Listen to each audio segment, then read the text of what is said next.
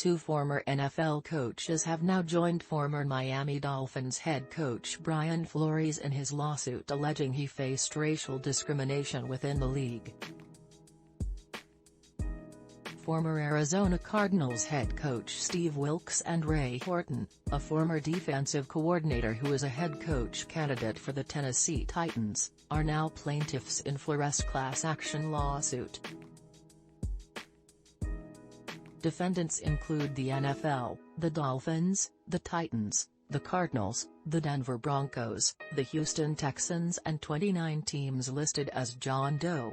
This class action lawsuit was and remains long overdue, the lawsuit says. The NFL, left to its own devices to police itself, has continually failed to address the massive imbalance and underrepresentation of black coaches and executives. Flores alleges in the suit that the NFL is racially segregated and managed much like a plantation, being that the league's players. The complaint says that Wilks was hired as a bridge coach and did not have the tools to succeed.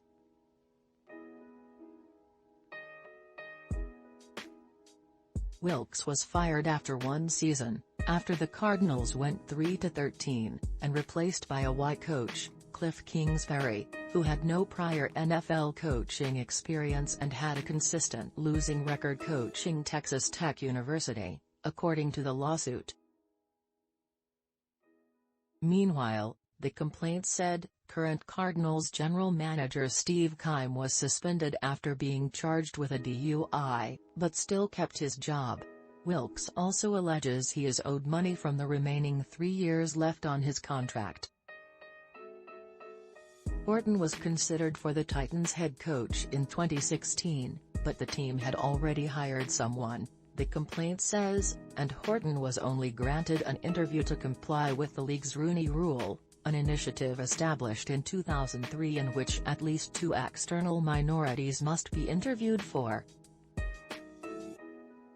The man who was ultimately hired, Mike Mularkey, reportedly said in a 2020 podcast interview that the team told me I was going to be the head coach in 2016, before they went through the Rooney Rule. And so I sat there knowing I was the head coach in 2016, as they went through this fake hiring process, knowing a lot of the coaches that they were interviewing, knowing how much they prepared to go through those interviews, knowing that everything they could do and they had no chance to get that job. And here I am, the head guy, not doing it, and I regretted it since then.